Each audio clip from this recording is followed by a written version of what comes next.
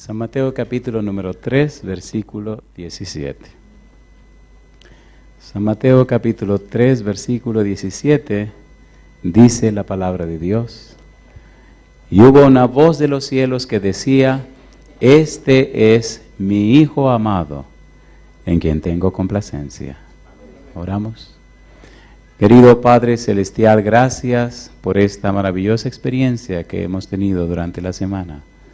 Gracias por los ángeles asignados a este lugar para cuidarnos y protegernos. Gracias por la presencia de su Espíritu que cada día nos trajo palabra de vida para la vida eterna. Que en esta hora, Señor, vivamos la misma experiencia. Que recibamos su palabra, esa palabra que vive y permanece para siempre.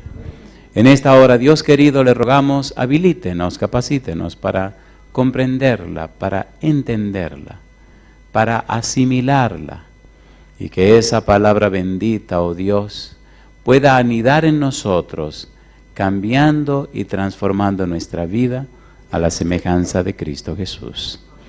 Que esta experiencia nos haga personas arrepentidas, personas con una mente nueva, una mente cambiada, personas con la mente de Cristo, y consérvenos en su presencia sin caída hasta la venida de Jesús.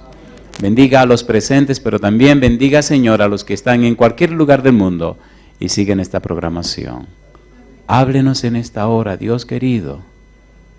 Quite todo ruido de nuestra mente y haga posible que nos concentremos y nos enfoquemos en la persona de Jesús. Dios, se lo pedimos en el nombre de Jesús. Amén, Señor. Amén. Muy bien. Decía en la reunión anterior que todo lo que comienza termina. Y cuando llega al final de alguna serie en cualquier lugar del mundo, se me crea una situación en mi corazón un poco curiosa. Estoy alegre porque voy para mi casa a ver a mi esposa y mis hijos. Y siento una nostalgia o pena o tristeza porque me tengo que ir. Así que entre la alegría y la pena no sé qué pensar, pero tristemente prefiero irme, porque quiero estar con mi familia. Así que disculpen, pero yo quiero volver a mi casa. Hemos dicho durante la semana que Dios nos dio a Cristo Jesús. Y hemos hablado durante la semana que Dios, antes de Jesús comenzar su ministerio, dijo una frase. Dios no necesita hablar mucho. Él solo dice una frase y usted se pasa la eternidad estudiándolo.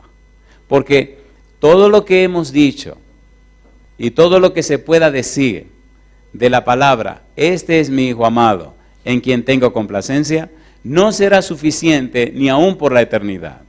Hay una ciencia, la ciencia de la salvación, que los teólogos, y se complican bastante la vida, la llaman soteriología. La ciencia de la salvación. En ese solo versículo, en esa sola frase, Dios explica la ciencia de la salvación. Y lo hace de una manera tan hermosa, y no me preocupa repetirlo varias veces.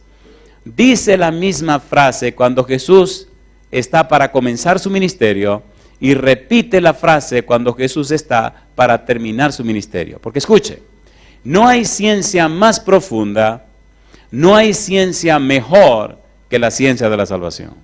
La ciencia de la salvación es objeto de estudio por el universo. La ciencia de la salvación es objeto de estudio por las inteligencias celestiales. La ciencia de la salvación es la verdadera ciencia de estudio en todo el universo.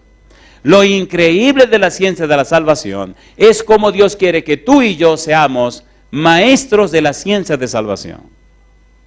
Ahora sí la botó el pastor. Bueno, leamos la Biblia.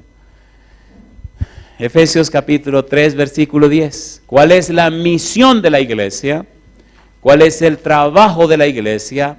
¿Qué es lo que Dios espera de la iglesia? ¿Hasta dónde ha confiado Dios en la iglesia? Recuerde que la iglesia, por la gracia de Dios, usted es la iglesia, templo del Espíritu Santo. Dice Efesios capítulo 3, versículo 10, ¿qué cosa? ¿Para qué? El para qué define el propósito de alguna cosa. ¿Cuál es el propósito de la iglesia? Dice Pablo, para que la multiforme sabiduría de Dios, ¿qué cosa? Sea ahora dada a conocer por medio de la iglesia, ¿a quiénes? A los principados y potestades, ¿dónde? En los lugares los lugares celestiales. ¿Quién tiene que dar a conocer la multiforme sabiduría de Dios? La iglesia. Primera de Corintios capítulo 2, mire otra vez la frase multiforme sabiduría. Primera de Corintios capítulo número 2. Sabiduría oculta, dice el apóstol Pablo también. Mire qué cosa interesante. Lo que estamos estudiando es ciencia de la salvación, es la multiforme sabiduría de Dios, es la ciencia del conocimiento del Altísimo, es el plan de salvación. Primera de Corintios capítulo 2 versículo 7, dice Pablo, más hablamos, ¿qué cosa? Sabiduría de Dios en misterio, la sabiduría oculta, la cual Dios predestinó antes de los siglos para nuestra gloria, la que ninguno de los príncipes de este siglo conoció, porque si la hubieran conocido, nunca habrían crucificado al Señor de gloria. Y dice Pablo, antes bien, como está escrito, cosas que ojo no vio, ni oído oyó, ni han subido ¿dónde? Ni han subido en corazón de hombre, en la mente de hombre, son las que Dios ha preparado para los que le aman. Y dice ahora, pero Dios nos las reveló a nosotros por el Espíritu, porque el Espíritu todo lo escudriña, aún lo profundo de Dios. Esa sabiduría de Dios, esa sabiduría oculta, esa ciencia que estaba oculta, esa ciencia que está más allá de lo que ojo vio, oído oyó y que no ha subido en pensamiento de hombre, esa ciencia Dios la reveló por el Espíritu Santo. No es que la revelará, dice, nos las reveló. Ese misterio, ese evangelio de salvación, ese misterio de la piedad, Dios lo reveló. ¿Con qué propósito? Con el propósito de que usted lo conozca, que usted lo entienda, que usted lo viva y entonces usted lo enseñe. Por eso el propósito de la iglesia es dar a conocer la multiforme sabiduría de Dios. ¿A quiénes? Dice Pablo en Efesios 3:10, a los principados y las potestades en los lugares celestiales. Y me gusta más la lista de 1 Corintios 4:10. 4:9, 1 Corintios 4:9. Aquí presenta todo el cosmos y presenta nada más y nada menos que a los apóstoles, a usted y a mí, en el trabajo de presentar esta sabiduría. Dice el versículo 9, porque según pienso, Dios nos ha exhibido a nosotros los apóstoles como postreros, como a sentenciados a muerte. ¿Y qué dice ahora? Pues hemos llegado a ser, ¿qué cosa? Espectáculo, ¿a quiénes? Al mundo, a los ángeles y a qué más, y a los hombres. No predicamos un mensaje, somos los mensajeros. No predicamos una verdad, vivimos una verdad. ¿Se entiende la idea? Por eso cuando Jesús venga, no hará juicio en base a esto o aquello, no. Dice que vendrá a hacer juicio conforme a la praxis. San Mateo capítulo 16, versículo 27, aparece esta maravillosa palabra que aparece también en el título que ustedes tienen de la campaña.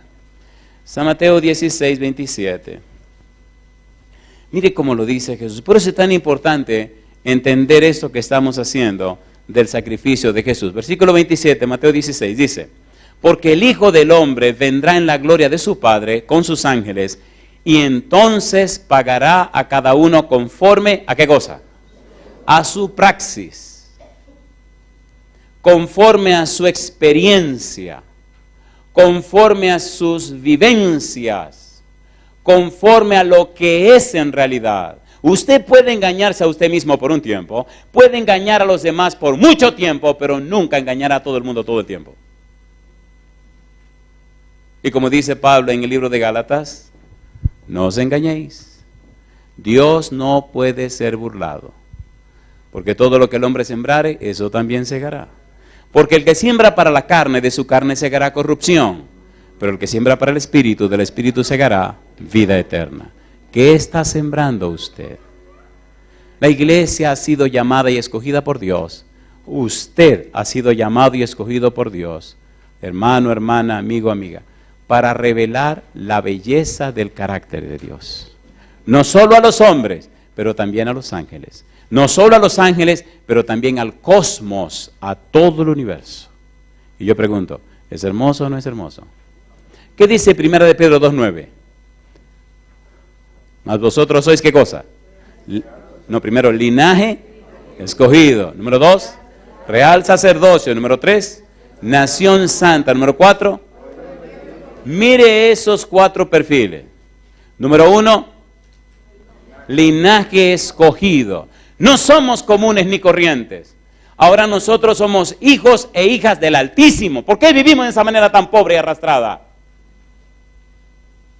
Si los ángeles que están en la presencia de Dios caminan y se levantan con dignidad, mucho más nosotros que ahora compartimos la belleza en Cristo Jesús. ¿Sí o no? ¿Sí o no? ¿Se hizo Jesús un ángel? No, se hizo un ser humano. Qué cosa linda. ¿No es hermoso eso? Ahora allá arriba hay un ser que aunque es Dios, también se hizo un ser humano. ¿Es grande o no grande eso? ¿Es grande o no es grande? Entonces levante la cabeza. Linaje escogido. No hay otro linaje como nosotros.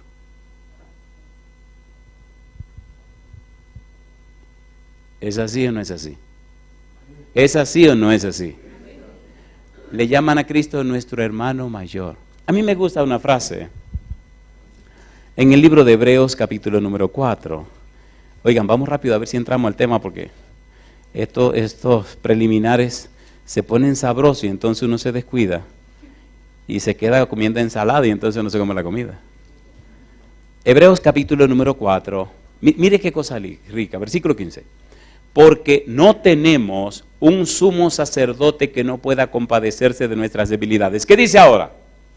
Sino uno que fue tentado en todo según nuestra semejanza. ¿Y qué dice ahora? Pero sin pecado. Acerquémonos pues confiadamente. ¿A dónde? Al trono de la gracia. ¿Para qué? Para alcanzar misericordia. ¿Y qué más? Y hallar gracia para el oportuno socorro. Alcanzar misericordia. ¿Qué significa alcanzar misericordia? Miseria cordi corpis significa poner mi corazón en el nivel de la miseria del otro. Jesucristo puso su corazón en el nivel de la miseria nuestra. Se hizo un ser humano y caminó por la tierra. Sufrió hambre y todas las vejaciones que uno puede sufrir. Porque ahora Él sabe lo que pasa cuando a ti te pasa lo que te pasa. ¿Sí o no?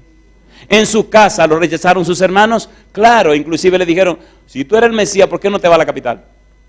Pero los hermanos sabían que le querían arrancar la cabeza. Cristo descendió a donde tú y yo estamos para llevarnos de allí a donde Él está. Me gusta cuando Él dice tiernamente, en la casa de mi Padre. Qué cosa rica. ¿Vivía Lucifer en la casa del Padre? ¿Sí o no? ¿Vivían los demonios en la casa del Padre? Ahí hay habitaciones por cantidad, compadre. Así que nos están preparando una habitación en la casa del Padre. ¿Será lindo vivir en la casa de Dios? ¿Sí o no? Hay un tema que no vamos a poder tocar, que habla del Cordero Inmolado. Y una de las cosas lindas del Cordero Inmolado es que Él es la luz de la santa ciudad. Pero ya eso es objeto de otro estudio. Aquí me detengo un minutito. Oiga, una pregunta. ¿Tiene sentido esto o no tiene sentido? Somos linaje escogido, no somos comunes ni corriente. Somos real sacerdocio. Somos de un linaje sacerdotal. Y además somos templo del Espíritu Santo. ¿Es así o no es así? No solamente somos santos, sino que somos morada del Espíritu de Dios, mi madre.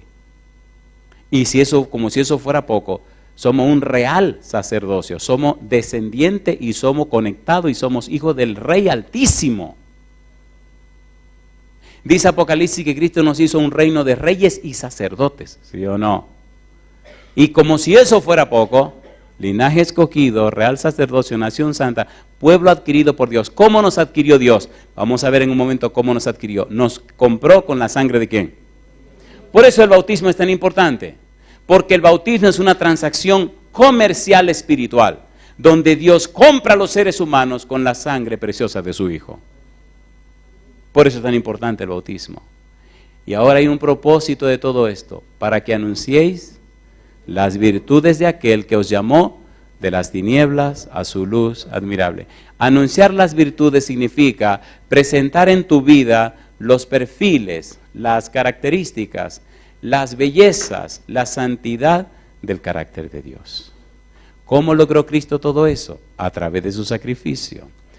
Segunda de Corintios capítulo 5, versículo 14, ahí nos quedamos. Vamos a trabajar ahí rapidito y completemos esto de la propiciación, que significa aplacar la ira de Dios, o si usted quiere, significa alcanzar el reconocimiento, alcanzar la paz con Dios.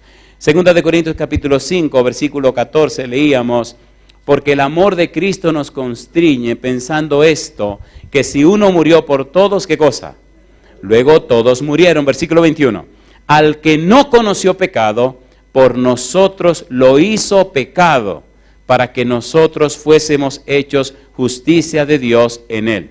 Si Cristo fue hecho pecado, si como dice Isaías 53:6, Dios cargó en Cristo todos nuestros pecados, entonces Cristo sabía que moriría en la cruz, entonces Cristo muere como un maldito de Dios, entonces el pecado separa a Cristo de Dios y entonces Cristo muere una muerte angustiosa y extremadamente espantosa y grita: Dios mío, ¿por qué me ha desamparado? El pecado es tan profundo, es tan terrible, es tan misterioso, el pecado es tan espantoso que se enfrenta directamente con el Dios Todopoderoso. Y no había otra manera de pagar su precio que no fuera con una sangre limpia como la sangre de Jesús. ¿Cómo es posible, amigo, amiga, hermano, hermana, que usted sea tan flojo y se acaricie tanto con el pecado y sea tan bandido y sea tan barbarazo de fingir un cristianismo que usted no está viviendo, abusador? Eso es espantoso. Vivir una vida en pecado y fingir que usted dice que es un cristiano, por favor, por favor. ¿Cómo puede Dios derramar su espíritu? ¿Cómo puede Dios derramar su poder en una persona que es bueno, ¿me entiende lo que estoy diciendo? ¿Se entiende lo que estoy diciendo o no se entiende? Un mundo que se pierde, la gente se pierde, un mundo que sufre, la gente se está haciendo pedazos, y Dios buscando con quién hacer. Mire, vamos a ser honestos usted y yo, y quitémonos la máscara por un momento. ¿Verdad que tienen que haber cambios tremendos y profundos en nuestra vida? ¿Sí o no? ¿Verdad que ya no podemos seguir viviendo esta vida de sí o no, sí o no? Tenemos una vida verdaderamente en la mano del Señor. ¿Es así o no es así?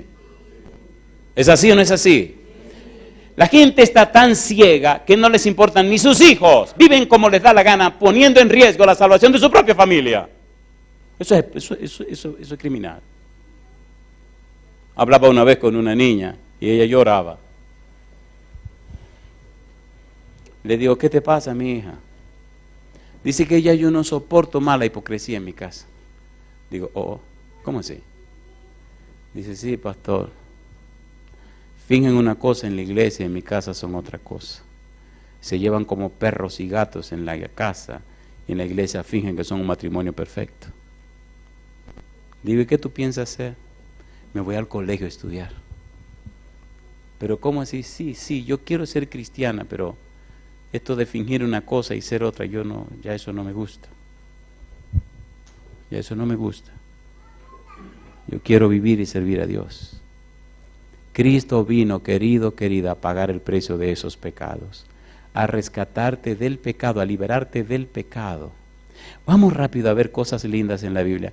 Hebreos capítulo 9, versículo 14. Cristo es nuestra propiciación. Cristo vino porque Dios así lo quiso, porque Dios estuvo de acuerdo. Cristo, Dios y el Santo Espíritu estuvieron de acuerdo en que Cristo fuera el Cordero enviado de Dios, el Cordero de Dios, Hebreos 9:14, y vino a cumplir la santa misión de pagar el precio del pecado. Dice el versículo 14, cuánto más la sangre de Cristo, mire qué cosa linda, el cual mediante el Espíritu eterno, ¿qué sigue diciendo?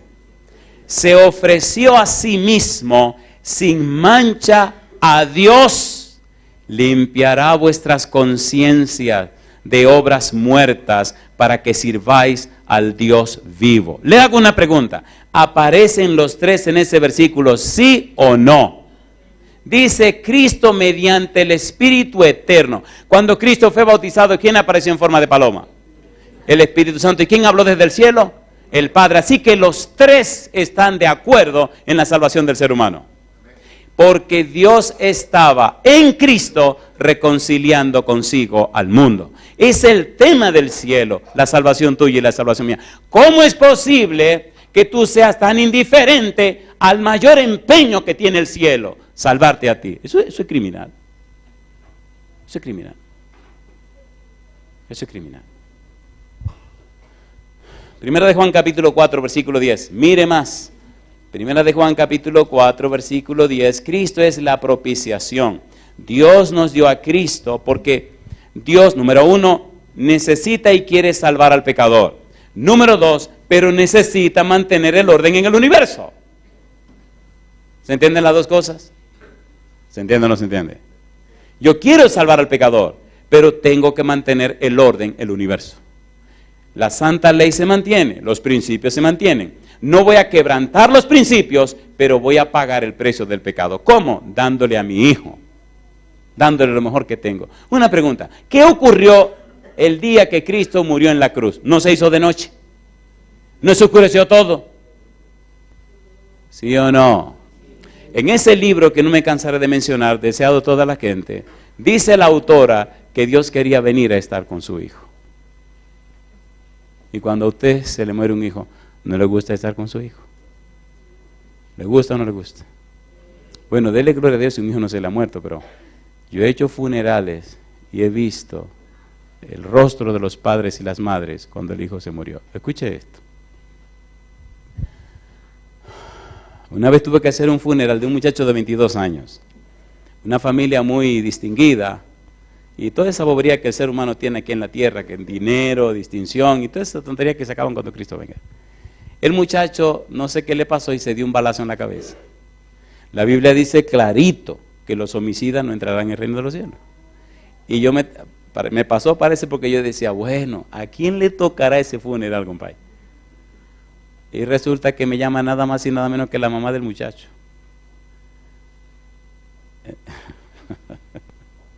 A mí me gusta la atención que ustedes ponen cuando le están haciendo una historia. Se me parece un bebecito. Cosa chula, mamá. Me llama la señora y me pregunta que, muy amablemente y muy dulcemente, Pastor Portes, el miércoles a las 10 de la mañana, ¿tiene usted algún compromiso? Le digo, déjeme ver mi agenda. Y le soy sincero, yo decía, ay sí, Señor, que tengo un compromiso fuerte, algo que yo no pueda romper. Cuando busco a las 10 de la mañana no tenía nada. ¿Cómo le digo yo que no? Digo, no tengo ningún compromiso a las 10 de la mañana. Solo tengo que venir a la oficina, pero no. Usted sería tan amable de venir al cementerio del Ingenio, a la capilla, para hacer el funeral de mi hijo. Le dije, sí, ¿cómo no? Oh, sería muy honroso para nuestra familia tenerlo con nosotros. No se preocupe, señora fulana de tal. El miércoles a las 10 de la mañana ahí estaremos. Cierro el teléfono y me siento a pensar. Le digo, pero Jehová, ¿qué voy a decir yo? Si el tipo se voló la cabeza. Y está más perdido que el hijo de Limber porque se mató. Y qué lindo es Dios. Nadie le predica a los muertos. Se le predica a los vivos. ¿Sí o no? Digo, pues aquí vamos a predicarle a los vivos. Y entonces empecé a decirle a los vivos que si no se arrepienten se lo va a llevar el demonio. Oiga, ahí había mucha gente de la alcurnia, de la que sé yo, ¿sabe cómo se pone? De esa gente que no lloran, sino que se hacen así con un pañuelito en la nariz y un toquecito en la cara. Llore si usted quiere llorar, qué tontería es.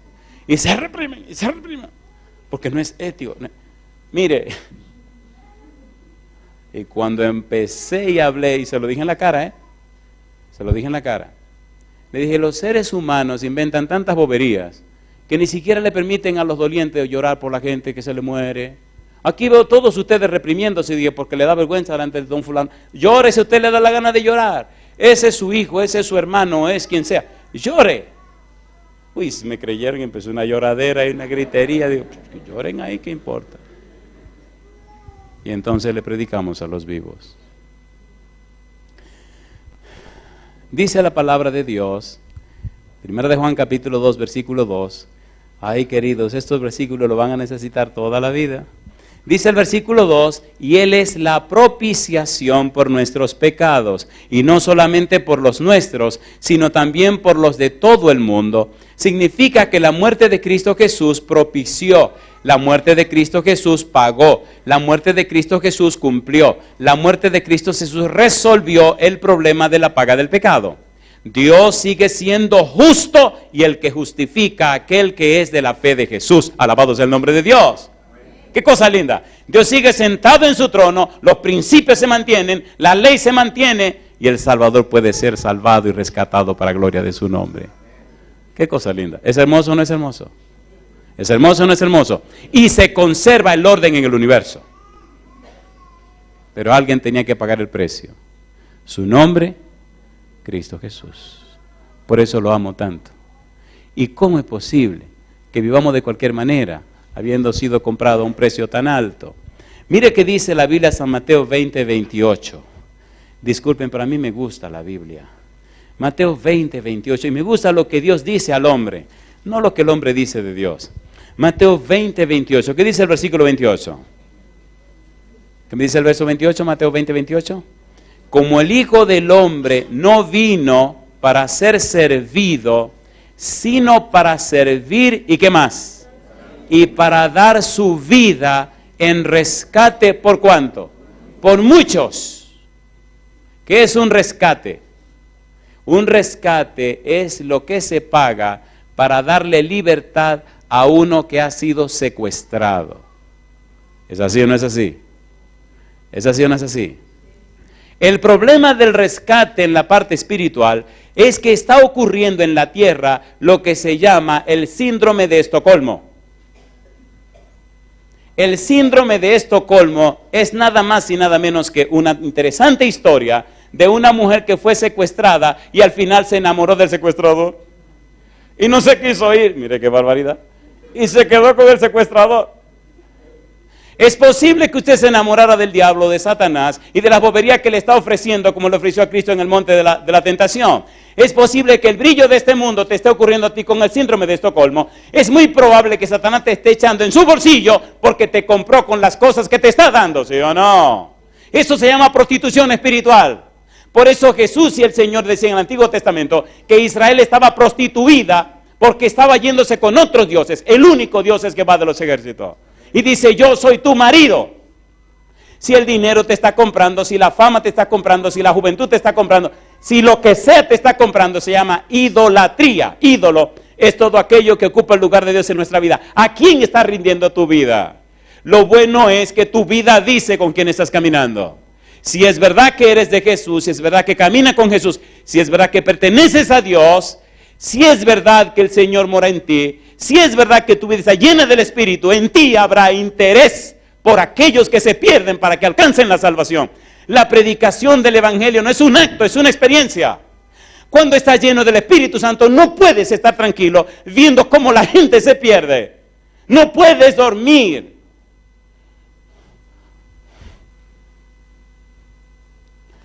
Lo primero en la prioridad de tu vida es que la gente se salve.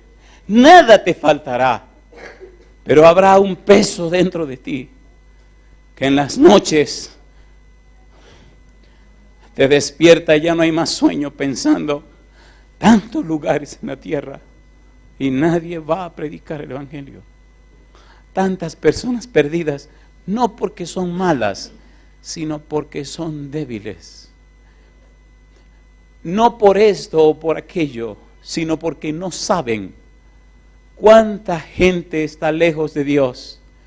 No porque quiera estar lejos, sino porque no conocen a alguien que viva en comunión real con un Dios real. Tan sencillo como eso.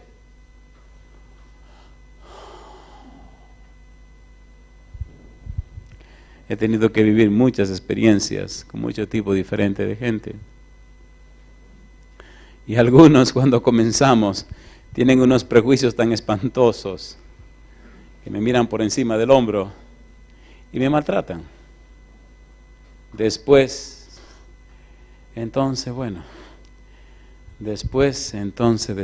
Primero de Timoteo capítulo 2 versículo 6. Vamos rapidito a la Biblia. Es hermoso saber lo que Dios dice al hombre. Es maravilloso saber qué es lo que Dios nos dice. Primera de Timoteo capítulo 2 versículo número 6. Mire qué cosa linda el versículo 6. Dice, el cual se dio a sí mismo en rescate, ¿por cuánto?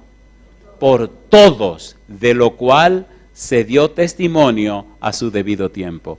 Cristo es nuestro rescate. Cristo nos rescató del pecado. Cristo pagó el precio del pecado. Primera de Corintios capítulo 5 versículo 7. Estos pasajes guárdalos en tu corazón, los necesitarás toda la vida. Satanás no quiere que sepas esto. Estas son las evidencias. Dice el versículo 7, 1 Corintios 5, limpiaos pues de la vieja levadura para que seáis nueva masa, sin levadura como sois. Y dice ahora, porque nuestra Pascua, que es Cristo, ¿qué dice? Ya fue sacrificada por nosotros. El grito de Jesús, Dios mío, si es posible, pase de mí esta copa. Si es posible, pase de mí este cáliz. Si es posible, pase de mí esta copa de amargura, esta copa de maldición, esta copa donde tendré que morir como un maldito de usted, Señor. Si es posible, pase de mí esta copa donde tengo que subir a la cruz. Si es posible, Padre eterno, pase de mí esta copa, pero no se haga mi voluntad, sino la suya. Llegar hasta el final, llegar hasta un camino sin salida, llegar hasta un pozo lleno de sombra y de oscuridad, donde no se veía ninguna luz, lanzarse al vacío sin saber qué vendrá y gritar, Padre, en tus manos encomiendo mi espíritu. Y gritar, consumado es. ¿Cómo no voy a amar a Jesús? Efesios capítulo 5, versículo 2. Efesios capítulo 5, versículo 2. No se necesitan más evidencias. Y andad en amor, dice Pablo, como también Cristo nos amó y se entregó a sí mismo por nosotros, ofrenda, ¿y qué cosa? Y sacrificio a Dios en olor fragante, ofrenda y sacrificio. Cristo fue la propiciación y Cristo fue la expiación. A mí me gusta Cristo, admiro a Jesús porque ¿cómo es posible que un ser como Él, creador del universo, creador de todo cuanto existe, pusiera a un lado todo lo que es para venir a nacer como un bebé? Y habiendo nacido como un bebé, criarse en el lugar donde se crió. Y después de llegar a la mayoría de edad, predicar en medio de un pueblo tan bajo, tan malo, tan sucio. Y después de predicar 3 años y medio, aceptar una muerte tan ignominiosa como una muerte de cruz. Una muerte espantosa, una muerte obscena, una muerte asquerosa, una muerte horrenda, una muerte sucia. Todo por amor a un ser como yo. ¿Cómo no lo voy a amar? ¿Cómo no lo voy a amar? Hechos capítulo 20, versículo 28. Y no me puede decir a mí que es una casualidad. La Biblia está llena de todos esos pasajes que explican claramente este asunto. Hechos 20, 28. Dice el versículo 28. Por tanto, ¿qué cosa? Mirad por vosotros. ¿Y qué más? y por todo el rebaño en que el Espíritu Santo os ha puesto por obispos. ¿Qué dice ahora? Para apacentar la iglesia del Señor. ¿Y qué dice? La cual Él ganó por su propia sangre. La ganó, la compró por su propia sangre. ¿Es hermoso o no es hermoso saber esto? ¿Es hermoso o no es hermoso? He llegado a lugares donde la gente se resiste a la palabra de Dios, se resiste al Evangelio. Y he visto cómo la palabra de Dios, como una llave, abre su corazón de par en par. El Espíritu entra a esa vida y la transforma. Le da nuevos propósitos, nuevos motivos. Porque para Dios nada es imposible. Le tengo buenas noticias. Saben que todo lo que queremos decir hoy comienza ahora. Una palabra. Versículo 24, Romano 3. Aquí comenzamos el tema de hoy, la parte central, lo que quería y lo que quiero presentar. 3:24, vamos rapidito. Dice el versículo 24, siendo justificados gratuitamente por su gracia. Justificado, ¿cómo dice? Gratuitamente por su gracia, mediante la redención que es en Cristo Jesús. Redención, ¿qué es redención? Llama la atención, y los teólogos también se sienten curiosos, cuando Pablo utiliza una palabra que solo se usaba en el mercado de esclavos. La palabra redención. Redención o redimir se usaba en este contexto. Si usted era príncipe de un país, de una nación, y estaba en otro país, en otra nación, y otro reino conquistaba aquella nación y lo tomaban preso a usted, se lo llevaban como esclavo. Enviaban una nota diciéndole al reino que usted pertenecía, tenemos al príncipe fulano de tal, ¿me deja usarlo a usted como príncipe, como princesa? ¿Sí? ¿Alguien quiere decir su nombre? ¿Cómo dijo? La princesa Cristina, mamacita. Tenemos la princesa Cristina del reino de ustedes. El rescate, la redención para devolverla es 5 cajas llenas de moneda de oro. El rey, papá de Cristina, le pedía un tiempo para reunir el dinero. Así que reunían las 5 cajas, los 5 baúles llenos de oro, moneda de oro, y entonces venían a hacer la transacción. Un asunto legal. Ella era esclava en la nación donde estaba. Ahora viene la gente de su reino a comprar a Cristina para el reino al que ella pertenece. Pagaban, le entregaban a Cristina y la estaban redimiendo. ¿Entienden la moraleja? ¿Entienden la moraleja? Cristo vino del cielo a comprarnos en el mercado de esclavos, para regresarnos de vuelta a la casa de su papá, a donde nosotros pertenecemos. Qué cosa linda. Me llena de gozo, porque cuando una gente se bautiza, dice que hay ¿qué cosa en el cielo? Gozo en el cielo. Los ángeles brincan y saltan, mamacita linda. Y como dice el himno, pongan otro lugar en la mesa. Así que hoy tienen que poner muchos lugares en la mesa, ¿verdad? Y hay gozo en el cielo. Hay un ángel con su pluma en la mano y su tinta de oro, esperando el momento que el pastor los bautice para colocar sus nombres en el libro de la vida. Y entonces serán legalmente ante el universo hijos del Altísimo, miembros de su familia y herederos del reino de los cielos. ¿Es lindo o no es lindo esto? La palabra redención. Pero mire qué lindo se pone ahora cuando el apóstol sigue repitiendo la idea. Efesios capítulo 1, versículo 7. Vamos rapidito.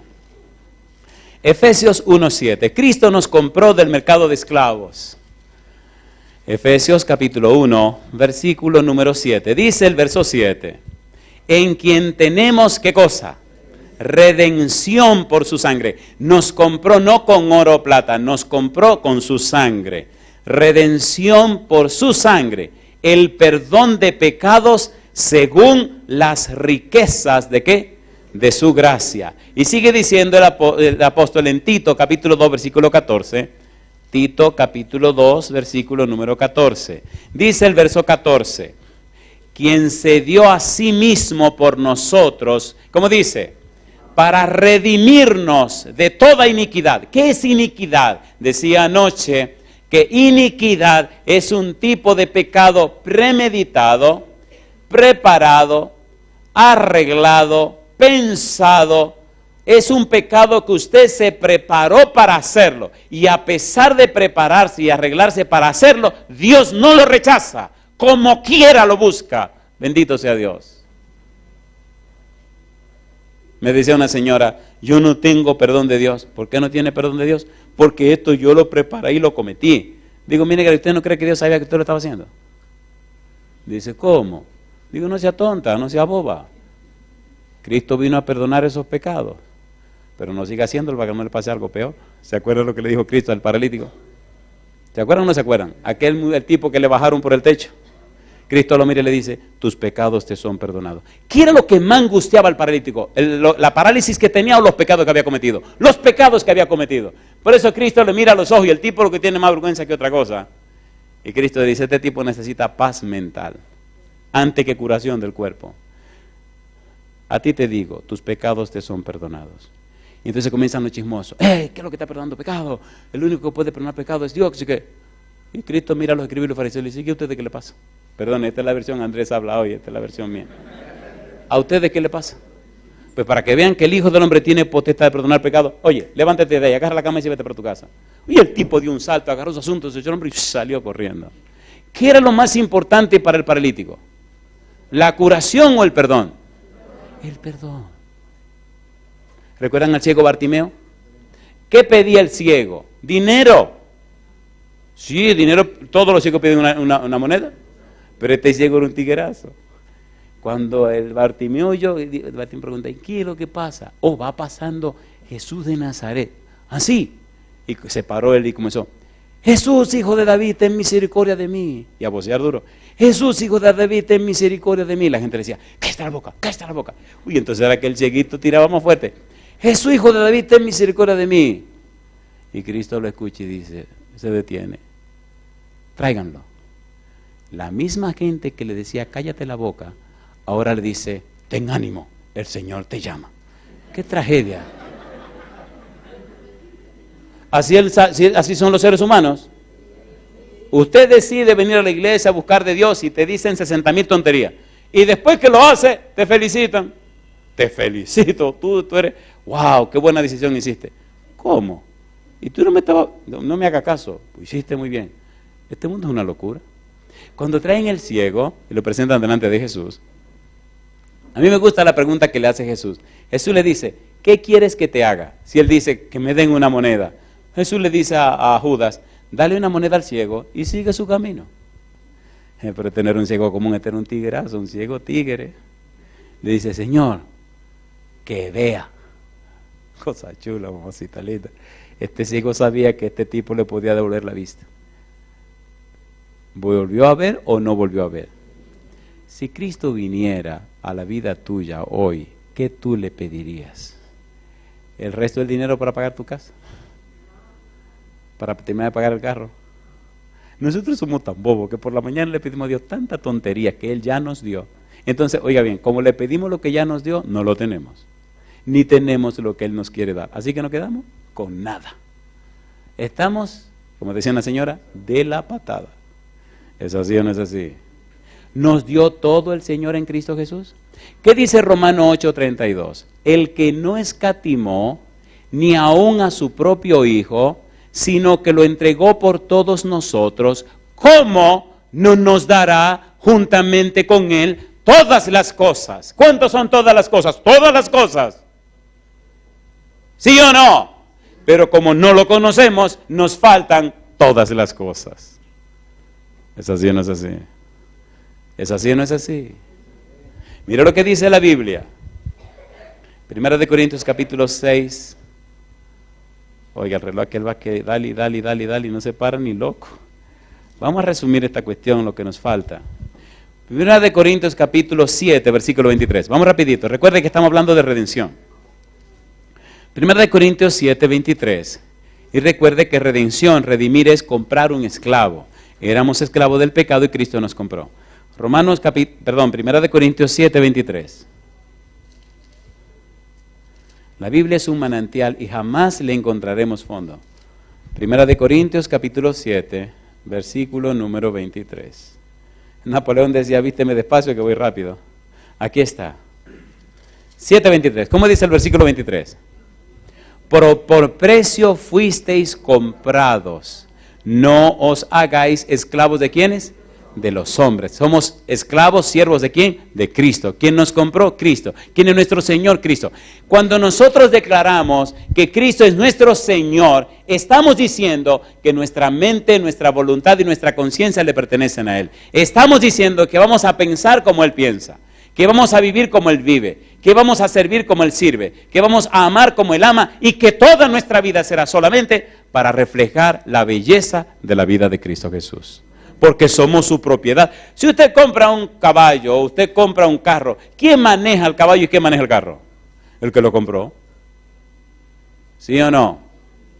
Entonces, si Cristo lo compró a usted y usted es un templo, entonces usted tiene que ser morada del Espíritu Santo. Y vivir y hacer como Cristo dice. Tan sencillo como eso, usted lo compraron. Primera de Pedro 1, 18 y 19. Primera de Pedro 1, 18 y 19. Y mejor aterricemos. Primera de Pedro 1, versículo 18. Dice el verso 18. Sabiendo que fuisteis rescatados de vuestra vana manera de vivir, la cual recibisteis de vuestros padres, no con cosas corruptibles como oro o plata, sino con la sangre preciosa de Cristo, como de un cordero sin mancha y sin contaminación. Yo te pregunto, ¿verdad que Cristo pagó el precio de nuestros pecados? Sí. ¿Verdad que nos compró como esclavo para hacernos hijos e hijas de Dios? Sí. Y termino con esta historia. La primera vez que leí esta historia, era un adolescente, tenía como 20 años.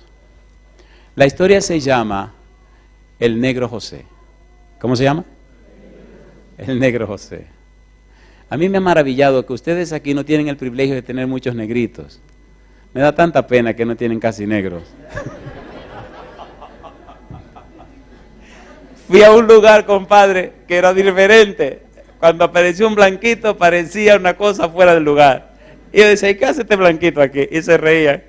Pero aquí, mi amigo, ustedes tienen que buscar más negrito y poner más negrito en el ambiente para que la cosa se arregle. La historia dice que en un mercado de esclavos había un negro alto, fuerte, pero bravo. Era tan bravo, tan fuerte, tan alto, que lo tenían aparte de los otros esclavos, fijo a una estaca, a un palo grueso. Tenía cadenas en las manos, tenía grilletes en los pies, y hasta en el cuello tenía grilletes, y lo tenían fijo al poste. La gente venía y cuando la gente se acercaba, aquel negrote, aquel tipo grandote y fuerte, levantaba los brazos así, cuando levantaba los brazos parecía un toro, y decía, a mí no me mire, a mí no me compre, que a mí nadie me va a hacer trabajar. Yo no le voy a trabajar a nadie. Y cuando hacía así que se movían las cadenas, la gente se espantaba y se iba. Una tarde viene un tipo que se notaba que era una persona muy adinerada, en un carruaje pequeño para 2 pasajeros, tirado por un caballo de pura raza, y muy bien vestido. Llega al mercado de los esclavos y mira, allí están las mujeres esclavas, los niños esclavos, los hombres esclavos, y al fondo está el negro José. Él mira a todo mundo, cruza por entre todos y va y se para a mirar a José. Cuando José ve que el tipo tan distinguido lo mira, en sus ojos reflejaba odio José, y lo mira así y le dice, a mí no me mire, y movía las cadenas, a mí no me compre, a mí nadie me va a hacer trabajar, usted podrá matarme, pero a mí nadie me hace trabajar. El tipo se queda tranquilo mirándolo sin asustarse ni nada, y viene el vendedor de los esclavos, y entonces le dice, el vendedor de esclavos, un tipo rudo, le dice, ¿qué? ¿Le gusta este? Y entonces tenía un látigo en la mano, y tomó la parte de donde se agarra el látigo, que es bien fuerte, y así con esa parte le hace así en los brazos, le da un golpe, le hace así, ¡pah! Mire que es un clavo fuerte, le hace por la pierna, ¡pah! Mire que es un clavo fuerte, usted ve que es un clavo fuerte, y le hace así con la puya del mango, le hace así por el vientre, ¡pah! Usted ve que es un esclavo fuerte, y mire, lo agarra así, y le abre la boca, y le entra la cosa, y le hace así, y le abre la boca, y dice, mire que tiene buena dentadura, usted ve que tiene buena dentadura, mire, y es fuerte, usted ve que es fuerte. Imagínense si el negro estaba incómodo después que le dieron todos esos palos, ¿cómo se pondría?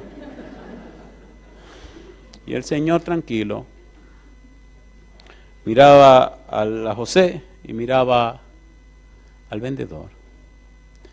Y con mucha paciencia le dice, ¿cuánto cuesta? Pero mire que, y lo mira fijo, y vuelve a darle más detalles, que lo compró en tal sitio, que le costó traerlo, que mire por las cadenas, que es peligroso, que ¿cuánto cuesta? Oh, y le da una suma pesada. El Señor saca su billetera y saca billetes grandes, cuenta y le entrega el dinero. Aquí tiene, yo lo compro. Ya José está que no hay quien lo aguante, cantando la misma canción. A mí nadie me va a hacer trabajar. Usted está perdiendo su dinero. Yo no lo voy a trabajar a nadie. Usted me puede matar.